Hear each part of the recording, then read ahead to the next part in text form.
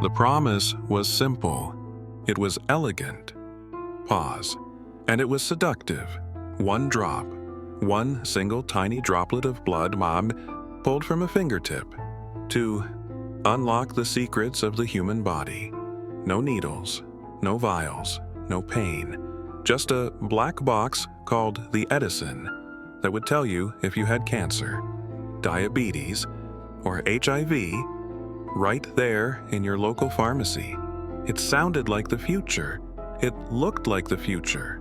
But inside that black box, the future was held together with duct tape, glue, and a terrifying amount of hubris. We know the name now, Theranos. We know the face.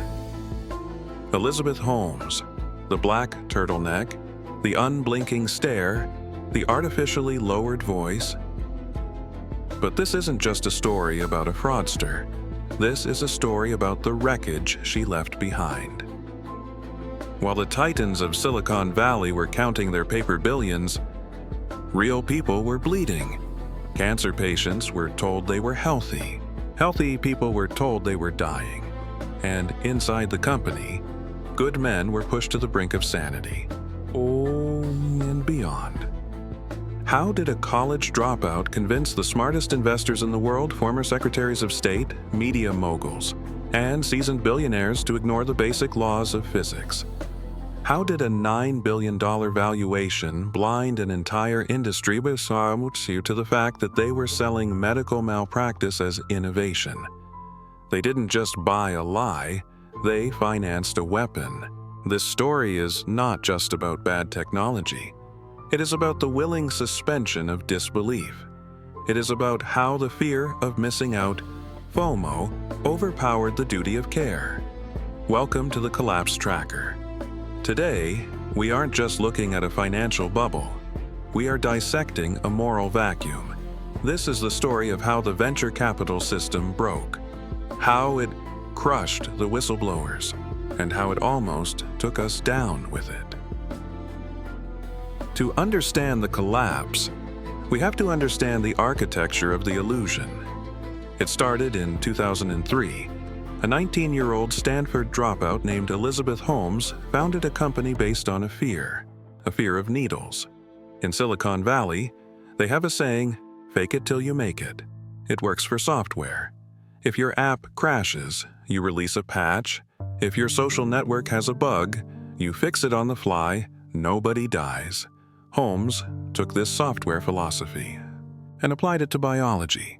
She pitched a device that could run hundreds of tests on a few microliters of blood. She called it the iPod of healthcare.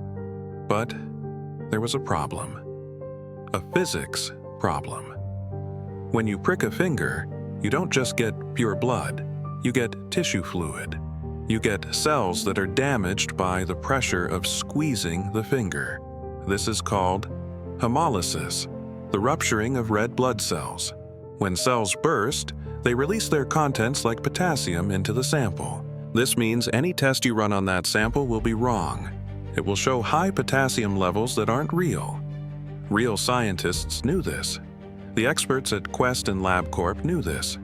You cannot change the laws of fluid dynamics just because you have a vision. But the system didn't care about fluid dynamics, it cared about the narrative. Because Silicon Valley was desperate for a new messiah. Steve Jobs had just passed away. The world was looking for the next genius in a black turtleneck. Holmes fit the casting call perfectly. She built a reality distortion field. She claimed the technology was a trade secret. She claimed she had contracts with the military that were classified. It was a perfect shield. If anyone asked to see the data, she would say, "I can't show you, science for the troops." And the investors bought it. Look at the board of directors she assembled. Henry Kissinger, George Shultz, General James Mattis. These were men of war, men of statecraft. They were not scientists. They were not doctors.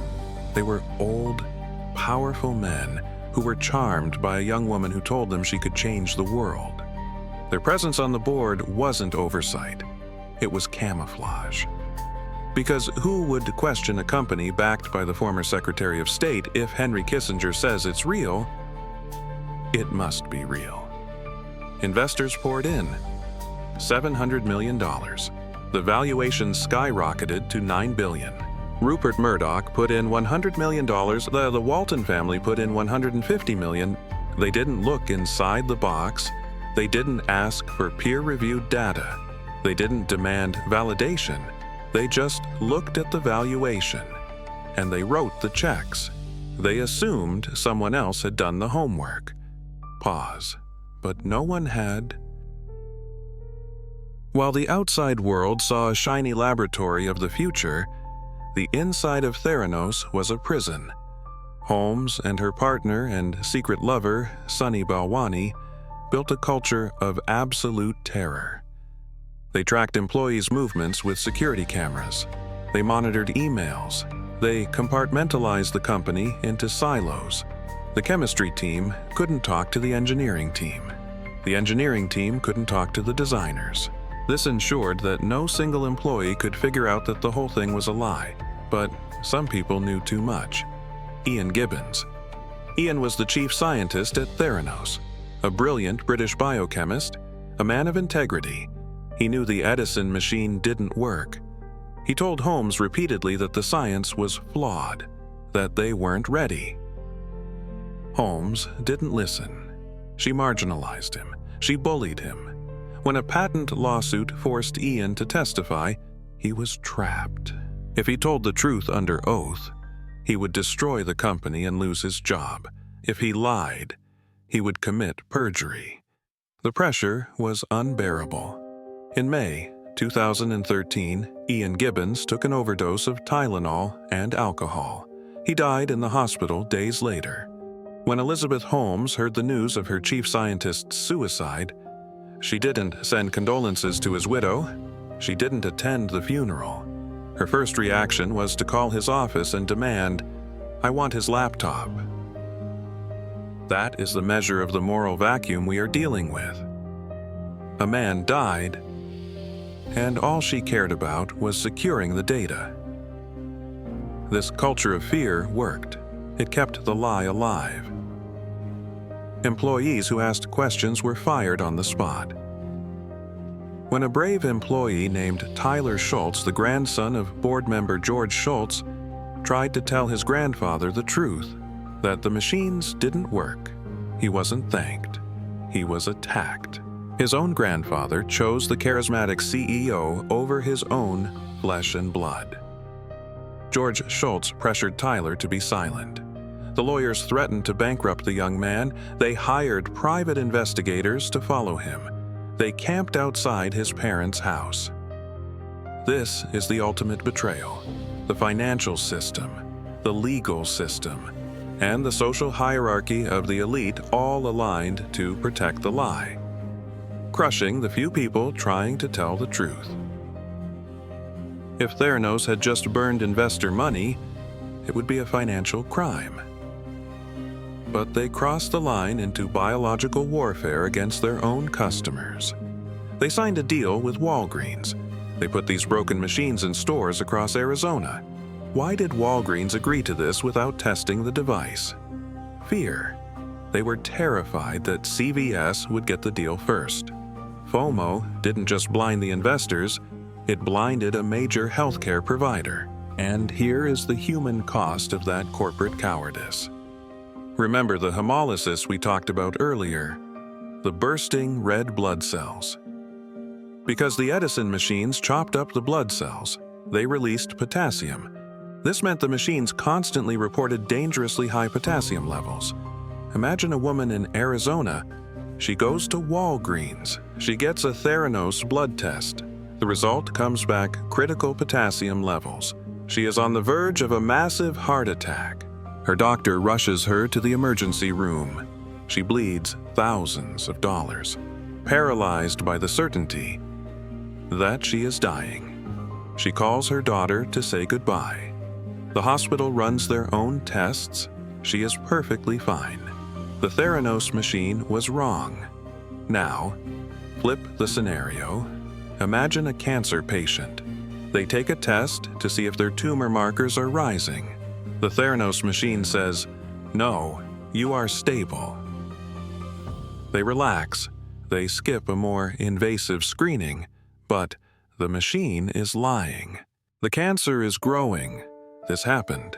Sherry Ackert, a breast cancer survivor, was sent into a spiral of panic by a false positive.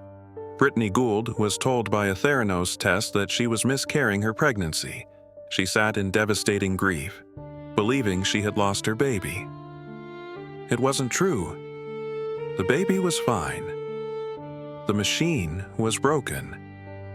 While Elizabeth Holmes was on the cover of Fortune magazine, celebrated as the world's youngest self-made female billionaire, her machines were generating random numbers that determined the fate of real human beings.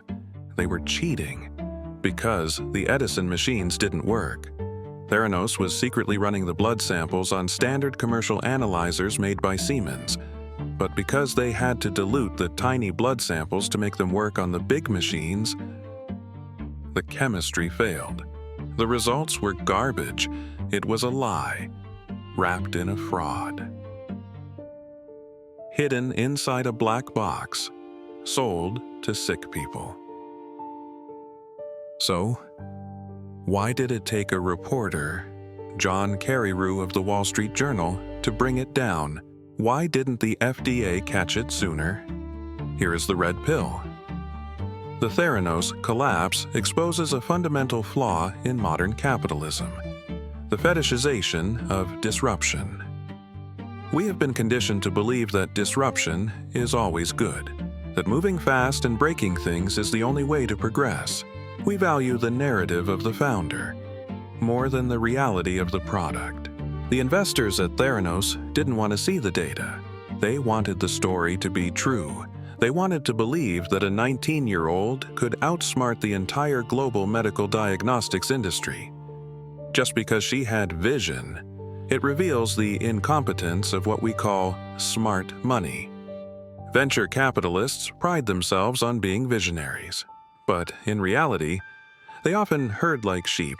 If the firm down the street invests, I have to invest too. It's a game of hot potato, passing the valuation up and up until they can exit via an IPO. Theranos was the ultimate black box investment. Financial markets love black boxes.